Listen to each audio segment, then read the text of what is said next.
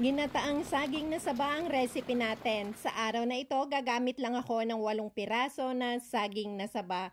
Depende na sa inyo kung paanong slice ang gagawin nyo dito, pero sa akin ang ginawa ko ay hinati ko siya ng 4 na bahagi at hahatiin ko muli ito into chunks. Nagluto na rin ako dito ng 1 cup na maliliit na sago. I-drain lang natin ito at iset aside. Naglagay din ako ng 1 lata ng coconut milk, 1 cup ng tubig, 3/4 can ng condensed milk, at maglalagay din ako dito ng konting asin at kalahating cup ng kinayod na buko. Pakuluan lang natin ito at naglagay ako ng 3 piraso ng pandan leaves.